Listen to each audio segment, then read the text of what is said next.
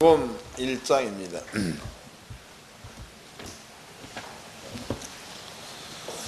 누가복음 1장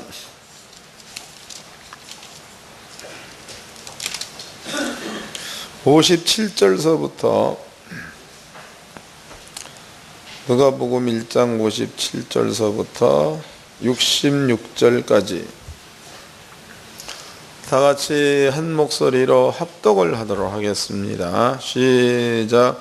엘리사벳이 해산할 기한이 차서 아들을 낳으니 이웃과 친족이 죽게 이르러서 저로 크게 긍휼히 여기심을 듣고 함께 즐거워하더라.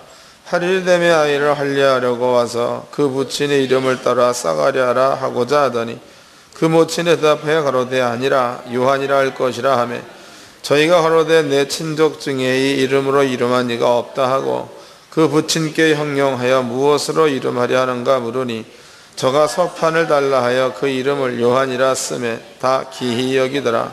이에 그 입이 곧 열리며 혀가 풀며 하는 말이 하나님을 찬송하니 그 근처에 사는 자가 다 두려워하고 이 모든 말이 온 유대 산중에 두루 퍼지매 듣는 사람이 다 그 말을 마음에 두며 가로되 이 아이가 장차 어찌 될꼬 하니 이는 주의 손이 저와 함께 하심이로라. 아멘.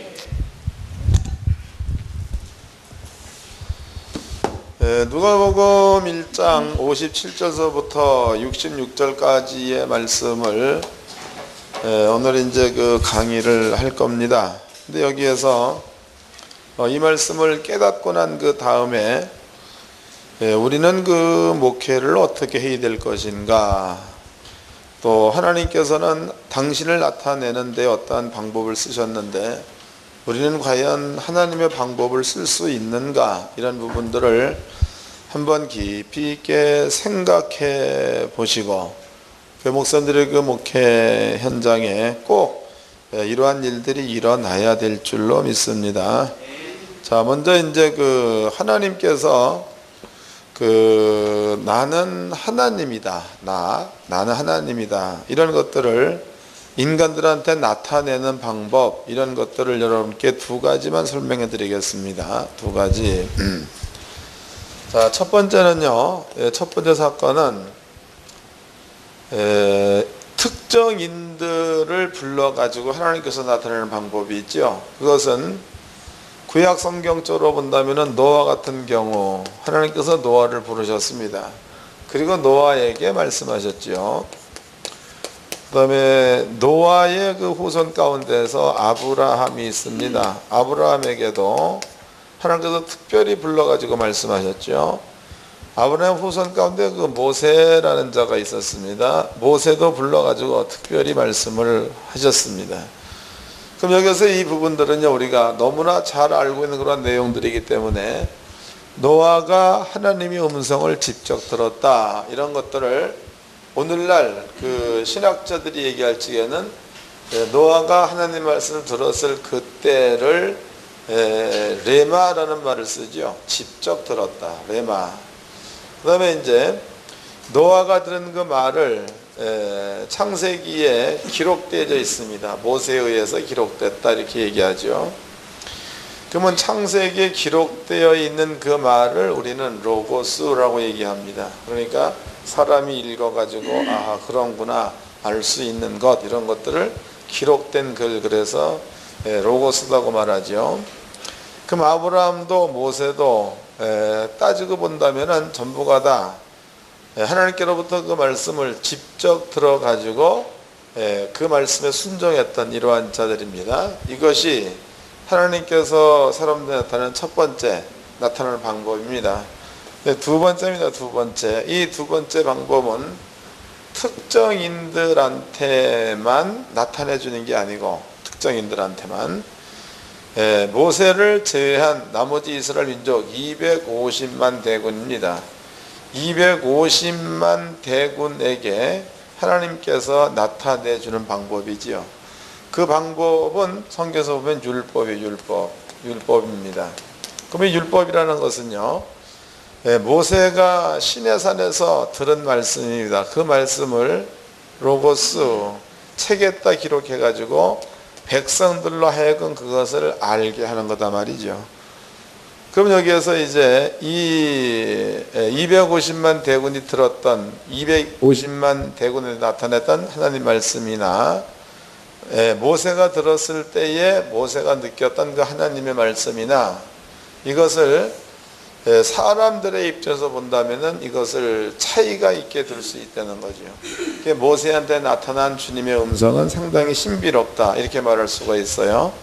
근데 그 기록된 말씀, 이 말씀은 신비롭지 않게 볼 수 있다는 겁니다. 사람의 입장에서는 그렇습니다. 그 다음에 하나님의 입장이에요. 하나님의 입장. 신의 입장에서 본다면은요, 하나님은 영존하시는 분, 어제나 오늘의 영원토록 동일하다 그랬습니다. 그럼 하나님께서 모세한테 한 그 말이나 모세가 듣고 기록한 그 말이나 즉 레마나 로고스나 이 두 가지 말들이 하나님 입장에서 권위를 따로따로 둔다. 권위를 가령 모세한테 직접 말했을 때에 그 말에 대한 권위를 100을 두었다. 그 다음에 이제 기록된 율법이 이 율법을 읽는 자들한테 그 권위를 갖다 이 율법의 권위를 한 50으로 두었다. 그러면 이것은요 하나님의 입장에서 본다면은 이것은 말이 안 되는 소리라는 거죠. 아버지 입장에서 본다면은 모세한테 직접 한 그 말이나 모세가 책에 기록해 가지고 이스라엘 민족한테 알려준 그 말이나 신의 입장에서 본다면은 권위를 같이 두어야 맞습니다. 이해가 되시죠? 근데 사람의 입장에서 본다면은 모세가 들은 말 이것은 신비스럽게 들을 수 있는 거고, 반대로 글을 읽었다 이것은 사람의 입장에서는 그 신비감을 조금 격감시킬 수도 있다 이 말이에요. 근데 이제 문제는요, 하나님의 입장에서 성경을 볼 적에 하나님의 입장에서 본다면 하나님께서는 모세한테 준 그 말이나 하나님께서 율법 책에 기록해 가지고 이스라엘 민족한테 주어진 그 말이나 하나님께서 권위를 같이 둔다. 권위를 같이 둔다면은 하나님께서는요 모세한테 나타났을 때에는 모세야 이렇게 불러가지고 하나님이 계심을 하나님이 직접 보여준 거단 말이에요. 하나님 그러니까 참 설명이 어렵네. 그래도 해지. 하나님께서 모세가 시내산 꼭대기 이렇게 올라왔습니다. 이렇게 올라왔죠. 모세가 여기 있습니다. 이럴 적에 하나님께서 모세야라고 불렀습니다. 모세 불렀단 말이죠. 그 모세는 이 말을 들었을 때에 모세의 마음 가운데는 신이 존재하는구나 직접 들은 거니까 여기에 따르는 그 믿음 이것은 틀림이 없다고 봐야 맞겠죠. 직접 들은 음성이기 때문에 직접 하나님께서는 모세한테 대가 있다는 것을 이런 방법을 통해 가지고 직접 하나님이 가르쳐 줬다 이 말이죠. 그럴 때의 그 모습을 성경은 어떻게 표현하고 있는가 하면 시내산 꼭대기에 구름이 덮이고 그 다음에 이제 모세가 구름 안으로 불려 올라갔고 땅에 있는 성도들이 그 모습을 보았을 적에는 불꽃 같은 모습을 봤고 중간에 있는 그 70명의 장로들이 그 모습을 봤을 때에는 청옥 같은 모습을 봤고 이렇게 이제 표현할 수가 있다 이 말이에요. 그 모세가 직접 주의 음성을 들었을 때 이런 굉장한 사건들을 하나님이 모세한테 보여주셨습니다. 모세는 그걸 보고 이것은 존재하시는 하나님께서 나한테 준 말씀이구나 이런 것들을 이거 물어볼 것도 없이 저절로 믿어지게 돼 있다는 거예요.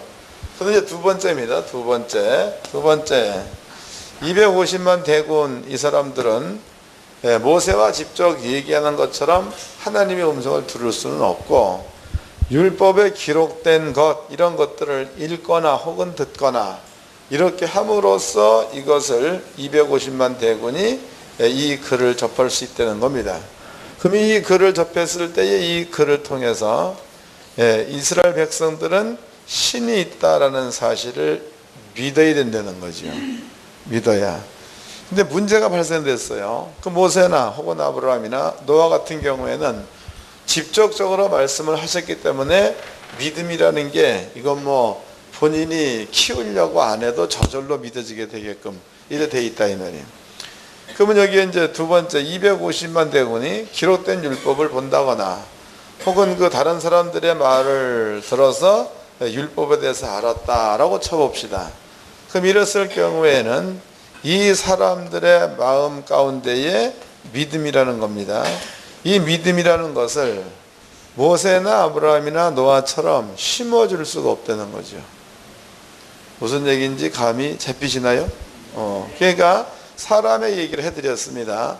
사람이 모세가 들을 적에는 신의 음성을 들었다.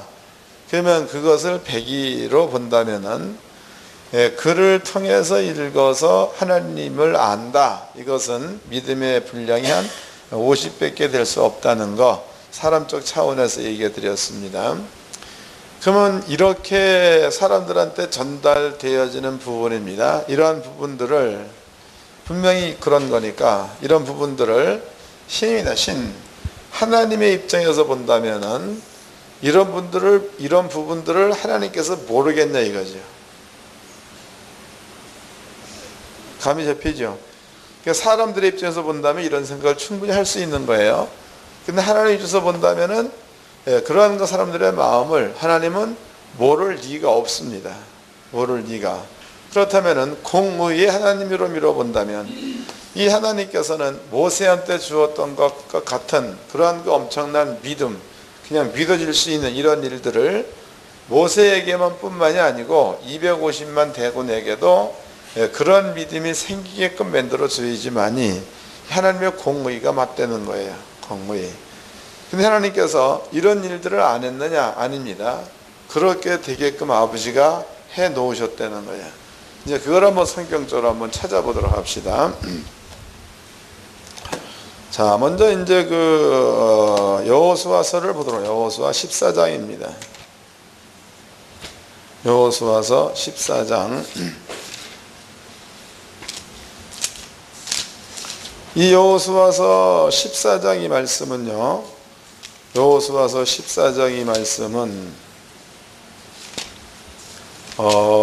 이스라엘 민족이 가나안 땅을 점령을 해가지고 전쟁이 거의 끝나갈 무렵에 있었던 사건입니다. 이럴 때에 여호수아의 친구 갈렙이라는 자가 있었습니다. 갈렙.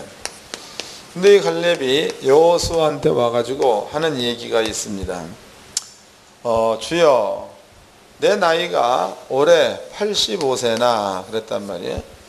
내 나이가 올해 85세나 일해나 전쟁이나 문박 출임이 가능하다 이런 얘기합니다. 이 말의 의미는 갈렙이 힘이 있어서 이런 말을 하는 게 아니고 내가 나이 85세이지만 아직까지도 기력이 남아있다 그 말이죠. 그래서 전쟁할 수 있는 용기가 있다 이러한 차원이지 그럼 젊은 사람들 마냥 그렇다는 의미로서 하는 얘기는 아니라는 거예요. 근데 갈렙이 이 말을 쭉 하면서 당신과 내가 여호수아와 갈렙이 처음에 가나안 땅을 밟았을 때에 갈렙 내가 밟은 땅은 헤브론이다. 당신과 내가 이 헤브론을 정탐하고 와서 모세한테 보고할 때에 그럴 적에 하나님께서 모세를 통하여 우리한테 대언해준 말이 있지 아니하냐. 그 말이 뭐냐면 네 발로 밟은 땅을 너한테 준다 이런 말을 하지 않았느냐. 근데 지금 우리는 가나안의 모든 땅을 점령을 했지만 헤브론만큼은 점령하지 못했다. 근데 그 헤브론이라는 그 말은 헤브론이라는 그 땅은 이미 내가 정탐할 때 발로 밟은 땅이므로 하나님께서 40년 전에 나한테 준다고 허락하신 땅이다 이런 얘기합니다. 그러므로 내가 비록 나이가 85세일지라도 내가 헤브론으로다가 쳐들어간다면 하나님께서 그 약속을 지키는 분 같다면 내 나이가 85세건 100세건 여기에 관계없이 헤브론 이 땅을 나한테 줄 것 아니냐 이런 질문을 여호수아한테 합니다. 그러므로 내 주여 나로 하여금 헤브론을 취하게 하소서 이런 부탁을 하죠. 여호수아가 그 말을 가만히 듣고 있다가 너는 가라. 가가지고 헤브론을 빼앗아서 내 소유로 삼으라. 이렇게 해서 갈렙을 보냅니다. 그 갈렙이 헤브론과 전투해가지고 그래가지고 85세 된 갈렙이 헤브론 그러면 가나안 지파 가운데서는 가장 강한 민족이죠. 그 민족의 땅을 갖다가 갈렙 곳으로 취하는 이러한 장면이 14장에 기록되어 있습니다. 여호수아서 14장 자 이제 읽어드리도록 하겠습니다. 9절서부터 8절서부터 나와 함께 올라갔던 내 형제들은 백성의 간담을 놓게 하였으나 나는 내 하나님 여호와를 온전히 쫓았으므로 그날에 모세가 맹세해 가로되 내가 내 하나님 여호와를 온전히 쫓았은즉 내 발로 밟는 땅은 영원히 너와 내 자손의 기업이 되리라 하였나이다. 이제 보소서 여호와께서 이 말씀을 모세에게 이르신 때로부터 이스라엘이 광야에서 행하신 이 45년 동안을 여호와께서 말씀하신 대로 나를 생존케 하셨나이다. 오늘날 내가 85세로 돼 모세가 나를 보내던 날과 같이 오늘날 오히려 강건하니 나의 힘이 그때나 이제나 일반이라 싸움에나 출입에 감당할 수 있사온즉 그 날에 여호와께서 말씀하신 이 산지를 내게 주소서. 당신도 그날에 들으셨거니와 그곳에 아낙 사람이 있고 그 성읍들은 크고 견고할지라도 여호와께서 혹시 나와 함께 하시면 내가 필경 여호와의 말씀하신 대로 그들을 쫓아내리이다 라고 얘기합니다. 그럼 여기서 한번 우리가 이제 비교해 볼 필요성이 있죠. 비교. 그 옆에를 봅시다. 12절 중반절입니다. 그곳에는 아낙 사람이 있고 그 성읍들은 크고 견고할지라도 그랬단 말이에요. 아낙 사람이 있고 헤브론에 있는 성읍들은 크고 견고하다 이런 말을 썼습니다. 그 다음에 이제 넘어가서 15절 헤브론의 옛 이름은 기럇 아르바라. 아르바는 아낙 사람 가운데 가장 큰 사람이었더라 그랬단 말이에요. 그러니까 여러분들이 한번 생각해 봐야 될 것은 뭐냐면 헤브론이라는 데가 여기에 있는데 이 헤브론에는 여러 성읍이 있다는 겁니다. 또 헤브론에 살고 있는 사람들은 아낙 자손 그랬죠. 아낙 자손은 그 말은 가장 크다 또 가장 힘이 있다 이런 차원에서 이 말을 쓰죠. 아낙 자손 대장부라는 그 말은 여러분들이 그 창세기 5장을 보면 하나님의 아들들과 사람의 딸들이 결혼해가지고 낳은 자식이 아낙 자손 네피림이라는 얘기를 들어보셨죠. 그만큼 네피림 즉 아낙 자손이라는 그 말은 네피림 같은 용사들이다 이런 뜻이다 말이죠. 그럼 헤브론이라는 그 나라에는 헤브론이라는 그 지방에는 이러한 자들이 여기에서 진을 치고 있고 또 갈렙은 나이가 85세입니다. 85세. 그러면 가나안 땅에서 가장 강한 군대와 나이가 85세밖에 되지 않는 사람과의 전투가 여기서 이제 벌어진다 이 말이에요. 그럼 이것은 객관적인 입장에서 본다면 여기에서의 전쟁에 그러니까 하나님이 돕는다 이런 차원을 떠나가지고 이것을 객관적으로 본다면 전쟁에서 이긴다라는 것은 사람의 생각으로 본다면 헤브론 사람들이 이길 확률이 높다 이렇게 점수를 줄 수가 있습니다. 근데 여기에서 한 가지 우리가 이제 생각해 봐야 될 게 이 부분이에요. 85세 된 갈렙이 여호수아한테 얘기하기를 내가 나이가 85세로 돼 아직까지도 출입이 가능하다. 그 얘기는 이제는 그 본 마음 가운데는 상당히 늙었다는 거죠. 그렇지만은 마음만큼 아직까지도 젊다는 겁니다. 그러니까 이 말 속에서 갈렙이 지금 그 육적인 형편을 대충 알 수 있다 이 말이에요. 그러면 사람의 판단으로 본다면 갈렙은 져야 하고 헤브론 사람들은 이겨야 합니다. 근데 여기에서 갈렙이 헤브론을 쳐들어갈 때에 헤브론을 쳐들어가야 하는 원동력이 있어요. 헤브론을 쳐들어가게 만드는 갈렙에게 권능, 힘이 되어주는 것이 있다 이 말이에요. 힘. 그게 뭔가 보자고. 자, 14장에 나타나 있죠. 14장 9절입니다. 그날에 모세가 맹세하여 가로되 내가 내 하나님 여호와를 온전히 쫓았은즉 내 발로 밟는 땅은 영원히 너와 내 자손의 기업이 되리라 그랬단 말이에요. 그럼 여기 지금 갈렙한테 헤브론 땅을 갈렙한테 준다라고 모세가 얘기했습니다. 모세, 하나님의 뜻을 모세가 대언을 했다고 봐야 맞겠죠. 그러면 지금 갈렙에게는요, 오래전에 40년 전에 가나안 땅을 점통하러 왔을 적에 하나님께로부터 들은 말이 있어.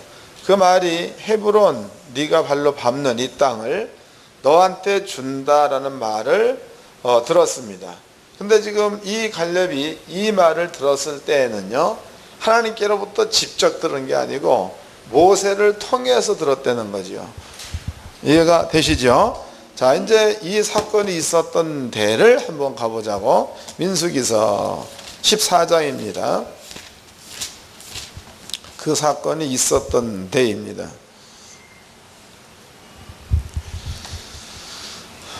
1장입니다. 14장 1절. 온 회중이 소리 높여 부르짖으며 밤새도록 백성이 곡하였더라. 이스라엘 자손이 다 모세와 아론을 원망하며 온 회중이 그들에게 이르되 우리가 애굽 땅에서 죽었거나 이 광야에서 죽었다면 좋았을 것을. 그러니까 10명의 정탐꾼의 말을 듣고 이스라엘 민족 250만 대군이 여호수아와 갈렙을 죽이려고 하는 장면이 그 뒤에 기록되어져 있습니다. 자, 그 다음에 뒤로 쭉 넘어가 가지고 거기에서 그 8절입니다. 여호와께서 우리를 기뻐하시면 우리를 그 땅으로 인도하여 들이시고 그 땅을 우리에게 주시리라. 이는 과연 젖과 꿀이 흐르는 땅이니라. 여호수아 갈렙의 대답이지요. 그 다음에 넘어가서 23절입니다. 내가 그 조상들에게 맹세한 땅을 결단코 보지 못할 것이요 또 나를 멸시하는 사람은 하나라도 그것을 보지 못하리라. 24절. 오직 내 종 갈렙은 그 마음이 그들과 달라서 나를 온전히 쫓았은즉 그에 갔던 땅으로 내가 그를 인도하여 드리리니 그 자손이 그 땅을 차지하리라 그랬단 말이에요. 이 말은 모세가 한 말이에요? 여호와께서 하신 말이에요? 네? 잘 모르시죠? 20절을 읽겠습니다. 여호와께서 가라사대. 그러니까 이 말은 모세가 한 말이 아니라 여호와께서 하신 말씀입니다. 근데 여호수아서에 보니까 14장에 갈렙이 여호수아한테 얘기할 적에는 모세가 우리한테 말했다 이렇게 얘기했죠. 그럼 이것으로 밀어본다면 하나님께서 모세한테 한 말을 모세가 갈렙한테 했다고 봐야 되겠죠. 자, 시내산을 봅시다. 이제 시내산. 그럼 하나님께서는요 모세한테 율법을 줬습니다. 그럼 모세가 직접 받은 말씀이에요. 모세는 이것을 250만 이스라엘 민족한테 율법 이것을 가르쳤다 이 말이죠. 가르쳤다 혹은 기록했다. 그렇다면은 지금 갈렙이라는 자가 모세한테 들은 말인데 그 말은 모세가 한 말이 아니고 하나님께서 모세한테 준 말입니다. 근데 이 말을 들었을 때에 모세는 하나님께로부터 직접 들은 말씀이니까 모세는 틀림없이 히브로는 갈렙의 땅이 될 거다. 이건 100% 믿겠죠. 근데 지금 이 말을 모세가 갈렙한테 했을 때에 만약에 갈렙에게 믿음이 없다. 그러면은 모세와 동일한 그 믿음을 소유할 수는 없다는 거죠. 그냥 그러려니 이 정도지. 이제 그 하나님께서 모세를 통해서 헤브론을 갈렙한테 주겠다라는 그 말을 지금 갈렙은 마음 가운데 가지고 있었다 이 말이에요. 그렇다면 지금 갈렙이 그 말을 듣고 헤브론을 쳐들어갔습니다. 눈으로 본다면은 헤브론은 강한 민족, 갈렙은 약한 민족, 약한 사람입니다. 근데 만약에 약한 갈렙이 85세 된 노인네가 헤브론 땅을 쳐들어갔을 때에 헤브론을 점령했다. 그러면은 하나님께서 모세를 통해서 자기한테 준 말이 사실화된 거죠. 뭔 얘기인지 아시겠습니까? 사실화된 거예요. 그러면 봅시다 이제. 그러면 이제 사람의 입장에서 하나님께서 모세한테 말씀을 주었다.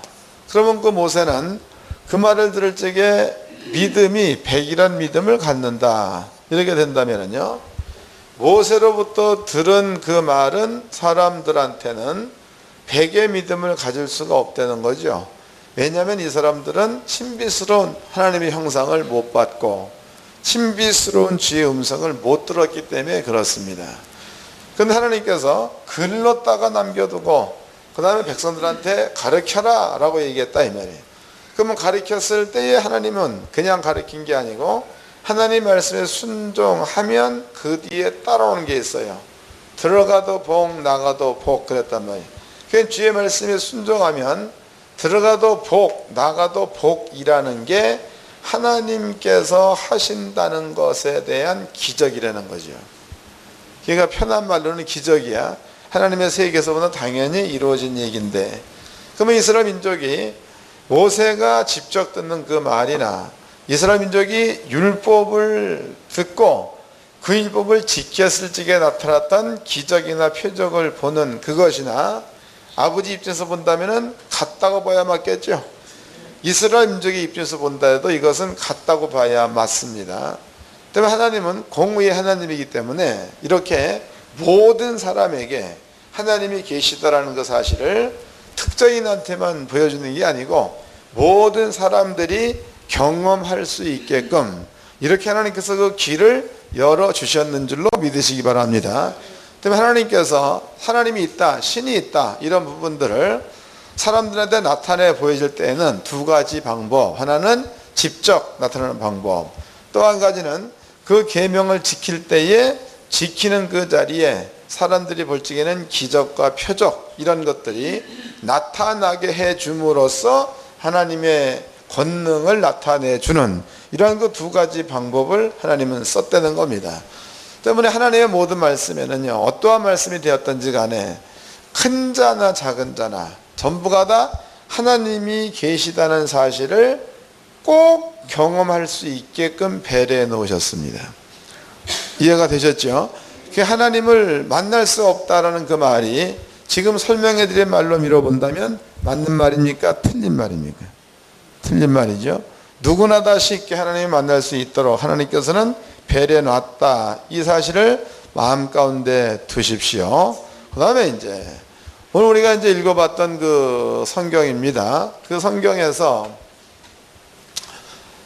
먼저 이제 사가랴하고 하나님과, 사가랴하고 천사하고 하나님의 성전에서 그 서로 만나가지고 대화하는 장면입니다.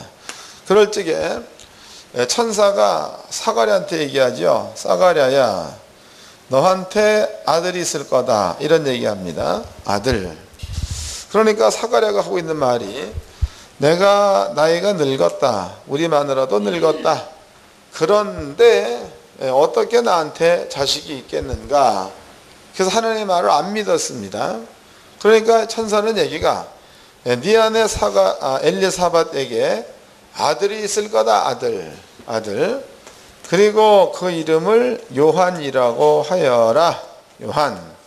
네가 하나님 말씀을 안 믿었기 때문에 너는 지금부터 벙어리 말을 하지 못할 거다. 언제까지냐? 요한이 태어날 때까지 너는 말을 하지 못할 거다. 이런 이야기를 합니다. 사가랴가 성전 안에 들어가기 이전까지는 말도 하고 떠들고 백성들의 재물도 수고했던 이러한 제사장이었는데요. 근데 성소 안에 들어갔다가 나오니까 사가랴가 벙어리가 되어버렸습니다. 그 벙어리가 됐을 때에 이스라엘 민족은 이건 북이스라엘, 남이스라엘, 남유다 상관없이 이스라엘이 12지파다면은요 여호와께서 계시다 이런 것에 대해서 의심하는 사람은 한 명도 없다는 겁니다. 그러면 이제 이스라엘 민족이 이렇게 둘러서 가지고 성전이니까 성전에서 사가랴 그 해의 제사장이기 때문에 사가랴가 하고 있는 일들을 주시했다는 거죠. 한 명도 아니고 상당히 많은 사람들이, 또 많은 사람들이 주시했다 그 말은 소문이 계속 퍼져나가는 거니까 이스라엘 민족 전체가 보고 있다 그래도 틀린 말은 아닙니다. 주시했을 때에 들어가기 이전까지는 말을 하더니 들어갔다가 나올 때는 보니까 벙어리가 되었습니다. 이 현상을 보고 주시했던 사람들이 하나님을 만났다, 이상을 보았다 이렇게 표현한단 말이에요. 누가복음 1장을 보겠습니다.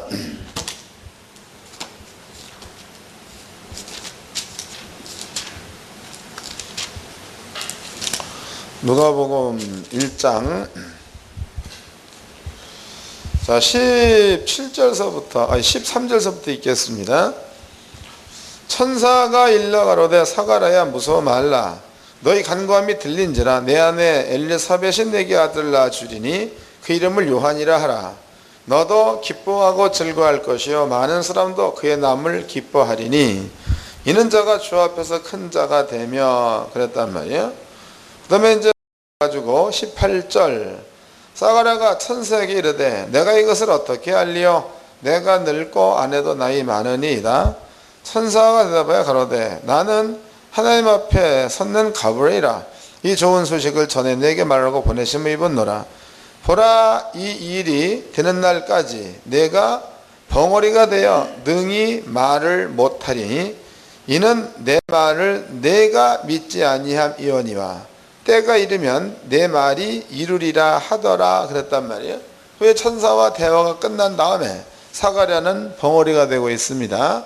21절 백성들이 사가랴를 기다리며 그의 성수 안에서 지체함을 기이 여기더니 그가 나와서 저희에게 말을 못하니 백성들이 그 성수 안에서 이상을 본 줄 알았더라 그랬단 말이에요. 그럼 여기에서 한 사람만 본 겁니까? 백성들 그랬으니까 이스라엘 민족 전체가 이 일을 알고 있는 겁니까?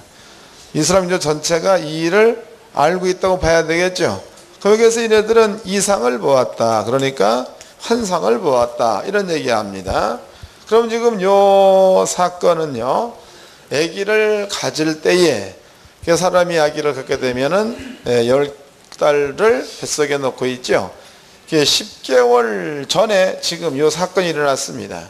그럼 이스라엘 민족은 하나님의 성소에서 일어난 사건이기 때문에 이 사건은 아직까지도 사가랴가 민족의 제사장으로 있는 다음에야, 그러니까 이스라엘 민족은 6일 다음에 7일 이날을 안식일로 지키기 위해서 성전으로 와야 하지요. 또 이제 1월 14일 6월절 지키러 와야 되지요. 그 다음에 이제 7월 15일 초막절 지키러 와야 되는 겁니다. 그다음에 이스라엘 민족은 성전을 항상 들락날락 해야 되는 게 이스라엘 민족이다 이 말이에요. 그럼 얘네들이 성전을 들고 날고 할 때에 사가랴가 입을 다물고 있어요. 사가랴가 벙어리다. 그럼 사가랴가 벙어리 되었다는 그 얘기는 뭐냐면 얼마 전에 사가랴가 성소에 들어가서 이상을 보고 나와서부터 생긴 사건, 이 이야기를 사가랴가 입을 다물 동안에는, 벙어리가 되었을 동안에는 사가랴를 보기만 하면 이 이상을 보았지 않았겠는가, 이런 것들을 백성들은 기억하게 돼 있다는 거죠. 이해가 되시죠? 이런 거다 이 말. 오늘 읽어본 본문의 내용 가운데서 이제 10달이 찼습니다. 이래가지고 엘리사벳이 아기를 낳았습니다. 그러니까 이제 주변에 많은 사람들이 제사장이 늙은 제사장이 아들을 낳았다. 이것도 신비스러운 일이에요. 그런데 너무나 좋고 너무나 기쁘니까 그들이 하는 그 말이 지네 아버지의 이름을 따가지고 사가랴라고 짓자 이렇게 얘기했습니다. 그때 엘리사밧이 하는 얘기가 아니다. 사가랴가 아니고 요한이라고 지어야 한다 그랬단 말이에요. 요한. 그러면 요한이라는 그 말은 가문으로 본다면은 요한이라는 그 말은 지을 수 있는 이름이 아니라는 거지요. 사가랴로 짓던지 혹은 뭐 그 어떤 그 이름으로 지어야 맞는 건데 지금 엘리사벳이 느닷없이 요한으로 짓자라고 제시하니까 주변에 많은 사람들은 요한이라는 이름은 너네 가문에서는 쓰여지지 않는 이름이 아니냐, 어떻게 그 이름을 쓸 수 있겠느냐, 이렇게 해서 주변 사람들이 의문을 제기합니다. 이럴 때에 그렇다면은 사가랴한테 한번 물어보자. 사가랴 주변 사람들이 쭉 모이죠. 그래서 사가랴가 책을 달라고 그래. 책.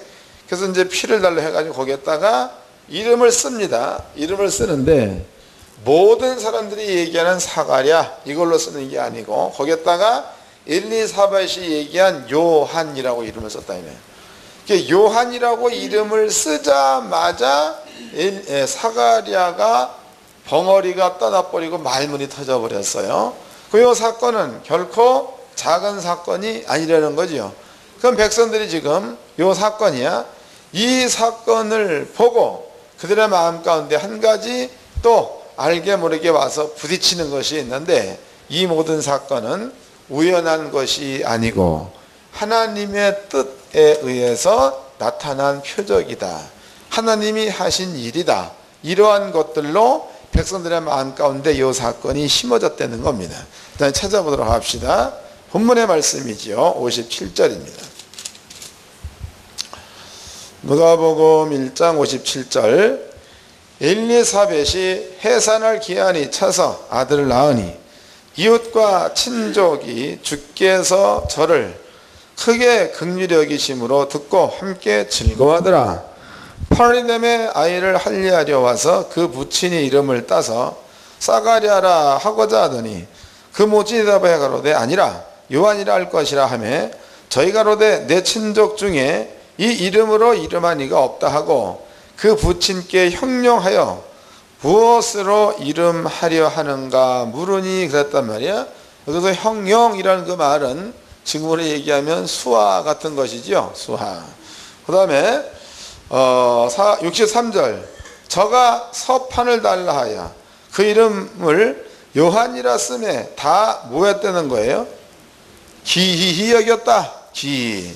그 다음에 이에 그 입이 곧 열리고 혀가 풀리며 말을 하여 하나님을 찬송하니 그 근처에 사는 자가 다 두려워하고 이 모든 말이 온 유대 산중에 두루 퍼지매. 그러면 시장에만 퍼진 거예요? 산 골짜기도 퍼진 거예요? 산 골짜기까지도 퍼졌다 이런 얘기가 되겠죠. 그 다음에 이제 66절 듣는 사람이 다 이 말을 마음에 두며 가로되 이 아이가 장차 어찌 될꼬 하니 이는 주의 손이 저와 함께 하심이로라 그랬단 말이에요. 그러니까 지금 이 사건은요 유다와 이스라엘 민족 전체 가운데에 마음에 새겼다, 마음에 기억했다. 그 말은 이스라엘 민족 전체 가운데 이 이야기는 한 가지의 표적으로다가 그들의 마음 가운데 새겨졌다는 뜻입니다. 때문에 이것은요 잊어먹을 수 없는 것이기도 합니다. 잊을 수 없는 사건이기도 하다는 얘기가 되겠죠.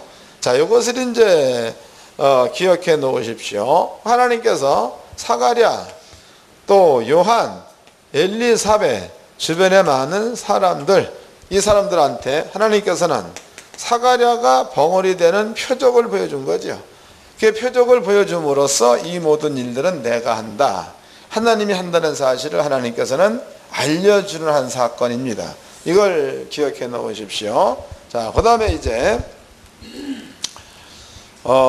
마태복음 11장을 보겠습니다. 마태복음 11장.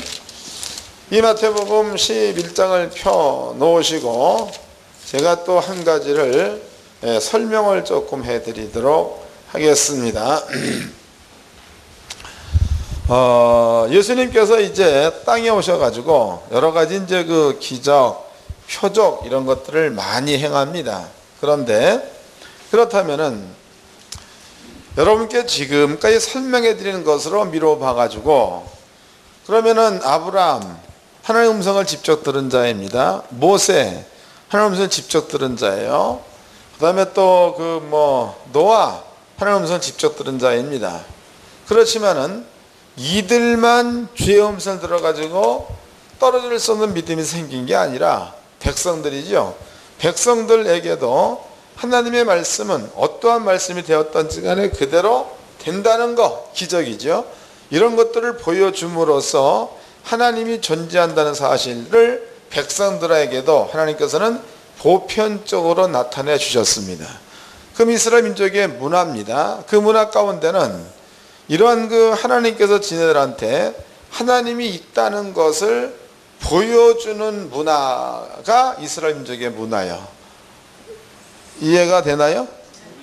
우리끼리, 그러니까 이제 이방인들한테 내가 말하면 떡이 돌이 된다 이렇게 얘기하면 이방인들은 안 믿습니다. 근데 만약에 이제 그리스도인들 가운데서는 성령 받은 자가 믿음 가지고 얘기하면 그럴 수도 있겠다, 긍정할 수 있는 거죠. 이건 그 문화가 여기에 깔려 있다는 겁니다. 이런 것처럼 이스라엘 민족에게도 하나님께서는 백성들한테 하나님이 계시다는 사실을 보여주는 것, 이런 것들을 보편화 되게끔 만들어 놨다는 거죠. 보편화. 이것을 특정하게 만들어 놓은 게 아니고 보편화. 때문에 이스라엘 민족에게는요, 이런 것들이 보편적으로다가 이스라엘 민족한테는 깔려 있는 일이야. 깔려 있는 일. 그럼 백성들은 이런 것들을 보게 되면 먼저 마음 가운데 가장 먼저 하나님이 있다는 것을 생각해내야 합니다. 또 가장 먼저 이 모든 사건은 신에게로부터 오는 그러한 사건이다. 여기에다 어떤 긍정적인 마음이 발생해야 맞다는 거죠. 그러면 성경에서는 하나님께서 이런 문화 가운데서 처녀가 잉태하여 아들을 낳을 것이 이름을 예수라 하라 그랬단 말이에요. 그 다음에 또 베들레헴에 올 것이다 그랬죠. 그 다음에 또 다윗의 후손으로 올 것이다 이랬죠. 그가 오면 그 벙어리가 말할 거다, 또 봉사가 눈을 뜰 거다, 이런 얘기도 기록되어져 있습니다. 그러면 이러한 하나님의 살아계심, 하나님께서 존재한다는 사실을 날마다 경험하면서 역사를 이어왔던 이스라엘 민족에게 하나님께서 예언적으로 주신 말씀이 이런 말씀을 줬다 이 말이에요. 그러니까 베들레헴에서 온다. 그러면 틀림없이 이루어질 것에 대해서 문화, 그러니까 그냥 믿어지겠죠. 그 다음에 또 다윗 자손으로 올 것이다, 이거 믿어지는 거예요. 그가 오면 벙어리가 말하고 소경이 볼 것이다, 충분히 믿어질 수 있는 얘기다 이 말이에요. 그런데 예수께서 땅에 왔을 적에는 그냥 조용히 온 게 아니라 예수가 태어났을 때에 2살 이하의 어린이는 전부 다 죽여버렸죠, 헤롯이. 그러니까 나라 전체가 시끄러운 이야기예요. 그러면 이제 동방박사가 와가지고 너네들의 왕이 났다 이 말이야. 이것 때문에 2살 이하 어린이 다 죽고 있는 거니까 이거 엄청난 사건이다 이 말이에요. 그 다음에 그 장소가 베들레헴, 이것도 성령대로 된 사건이다고. 때문에 예수가 땅에 왔을 적에 일어난 사건으로 믿어본다면 절대로 그 양반은 조용하게 온 분이 아니에요. 아주 시끄럽게, 그러니까 민족 전체가 다 알 수 있게끔 이렇게 예수는 왔다 이 말이에요. 그 예수가 성장돼 가지고 백성들 앞에 이제 하나님이 나를 보냈다라는 것에 대한 증거를 하기죠. 증거. 그 증거라서 딴 게 없죠. 벙어리 말하게 한다. 그럼 누가 보낸 것에 대한 증거예요? 하나님이 보낸 것에 대한 증거죠. 소경 눈뜨게 한다. 하나님이 보낸 것에 대한 증거다 그 말이죠. 그럼 예수께서 땅에 와가지고 이런 일들을 예수님께서 이제 하기 시작합니다. 자, 이제 그때에 일어난 사건입니다. 읽어보도록 합시다. 11장 20절서부터 읽겠습니다. 예수께서 권능을 가장 많이 베푸신 고을들이 회개치 아니하므로 그때에 책망하시되 그랬단 말이에요.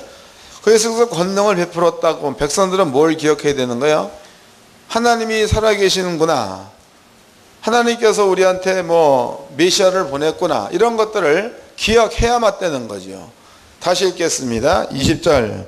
예수께서 권능을 가장 많이 베푸신 고을들이 회개치 아니하므로 그때에 책망하시되 화가 있을진저 고라시나 화가 있을진저 벳세다야 너희에게 행한 모든 권능을 두로와 시돈에서 행하였다면 저희가 벌써 베옷을 입고 제앉아 회개했으리라 그랬다 이 말이에요.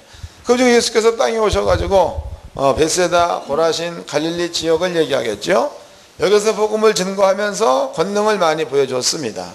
그럼 이런 것들을 보았던 사람들이 예수께서 하시는 일들을 보았다면 그네들은 하나님이 있다는 것을 믿어야 되는 거고, 지네들한테 허물이 있으면 주님께로 돌아와야 되는 거고, 이런 사건이 일어나야 맞는 건데, 예수께서 하시는 그 말씀으로 의미로 본다면 이네들의 마음 가운데는 전부가 다 화석 같은, 그 다음에 이제 화인 맞은 것 같은 변함이 없는 굳은 마음을 가지고 있었다는 거죠. 그러므로 주님께서 하시는 말씀이 고라신 벳세다 너희한테 하나님이 있다는 것을 보여줬다는 거예요. 그런데도 너희가 이 사실을 믿지 않았은즉 너희가 받을 심판은 소돔과 고모라 성 사람보다도 더 큰 심판을 너희가 받는다, 이런 말들을 그 뒤에 기록을 하고 있습니다. 자, 그렇다면 이것이 이제 하나님께서 당신을 나타내 가지고 사람들로 하여금 내가 예수를 보냈다, 내가 요한을 보냈다, 혹은 내가 살아있다, 이런 것들을 모든 사람들한테 보여줄 수 있는 어떤 그 도구로 하나님께서 세웠다는 겁니다. 그러면 지금 우리는 전도자 목사들입니다. 목사들.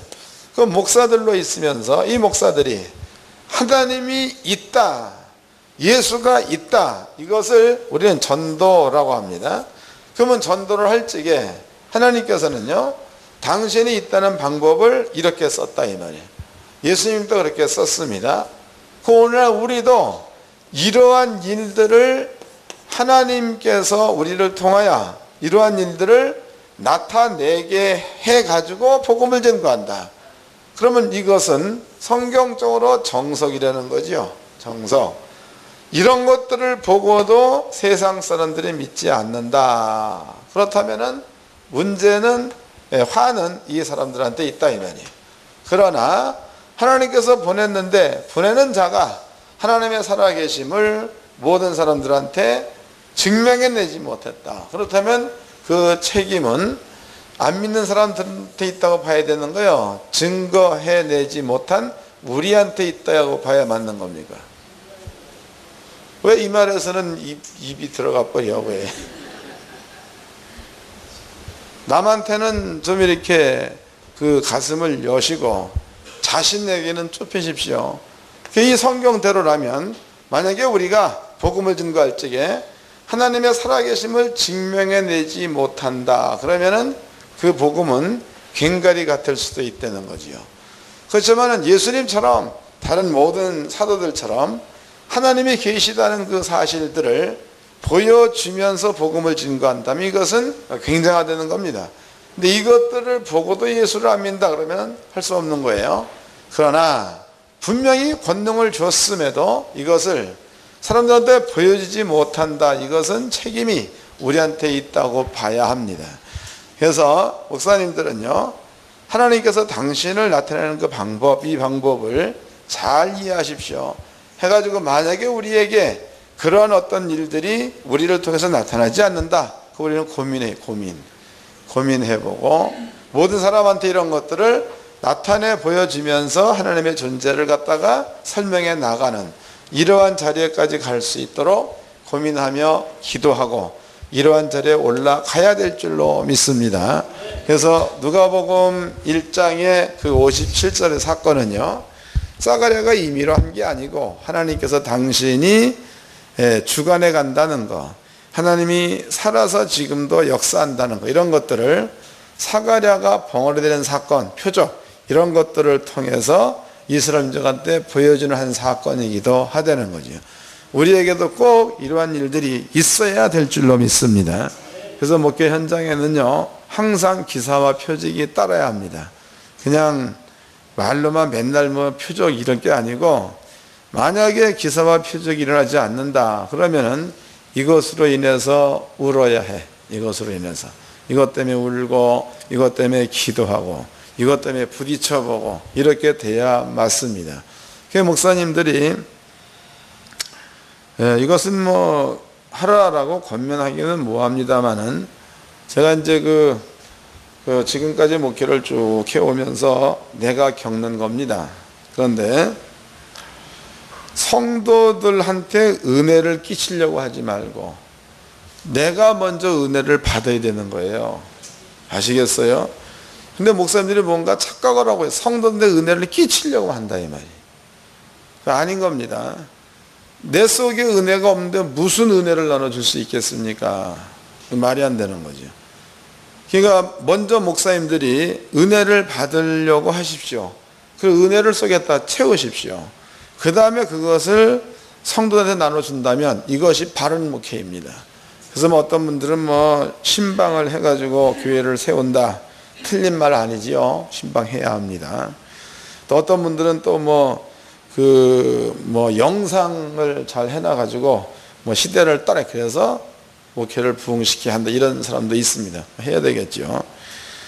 그러나 그것보다도 더 중요한 것은 혼자서 하나님과의 씨름이야. 이런 것 가지고. 그렇게 해서 그 속에 은혜, 하나님의 은혜로 채우게 되어지면 그 은혜가 목회를 하는 줄로 믿으시기 바랍니다. 그래서 뭔가가 좀 목회가 정상적으로 이루어져야 이게 맞는 거죠. 진짜로 목사님들이 해야 될 부분들은 빼놔버리고 딴 것만 찾고 있어요. 딴 것만. 그 백날 찾아봤자 무효입니다. 무효. 아무 짝에도 쓸데없는 거예요. 그 목사님들은 이런 말씀들을 좀 이렇게 마음 가운데 좀 심도 있게 새겨보시고 내가 지금 있는 그 자리가 주님께서 기뻐하시는 자리인가, 하나님의 살아계심을 증명해내는 자리인가, 이런 것들을 깊이 한번 살펴서 꼭 주님의 살아계심을 증명해내는 이러한 자리에 모두 머물러 있기를 주의 이름으로 축원합니다.